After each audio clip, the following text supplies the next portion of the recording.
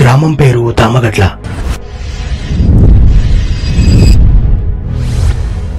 1500 సంవత్సరాలకు పూర్వం ఈ గ్రామం ఇక్కడికి మార్చబడింది. వాటికి సాక్ష్యంగా ఈ గ్రామ ఊరాకిలి దగ్గర ఉన్నటువంటి అత్యంత పురాతనమైన శివాలయము మరియు చెన్నకేశవ స్వామి ఆలయం ఇక్కడ ఉన్నాయి. ఒకప్పుడు ఈ గ్రామంలో శైవ సంప్రదాయం ఎక్కువగా ఉండేది. ఈ గ్రామం ఇక్కడికి మార్చడానికి ఒక బలమైన కారణం ఉంది. కొన్ని వందల సంవత్సరాలకు పూర్వం ఈ దామగట్ల అనే గ్రామం అత్యంత విశాలంగా కనబడుతున్న మర్రి వృక్షం ఉన్న ఈ ప్రాంతంలో ఉండేదంట. ఒకనొక సమయంలో ఒక సాధువు భిక్షాటన కొరకు ఈ గ్రామానికి వచ్చారంట. ఆ సాధువు భవతి భిక్షాందేహి అంటూ ప్రతి ఇంటి దగ్గరికి వెళ్లి అడగడం మొదలు పెట్టాడు. కానీ గ్రామంలో ఏ ఒక్కరూ కూడా ఆ సాధువుకు ఒక ముద్ద అన్నం కూడా పెట్టలేదు. దానితో ఆ సాధువుకు చాలా కోపం వచ్చి ఈ గ్రామం మొత్తం మంటల్లో కాలిపోవాలి అని శాపం పెట్టారంట. అలా శాపం పెట్టి వెళ్తున్న సాధువుకు ఊరి చివరిలో ఒక గొర్రెల కాపరి కనిపిస్తే తనకు అడిగాడంట, నాకు ఆకలిగా ఉంది, నా ఆకలి తీర్చగలవా అని. అప్పుడు వెంటనే ఆ గొర్రెల కాపరి తన దగ్గర ఉన్న పాలు పోసి ఆకలిని తీర్చారంట.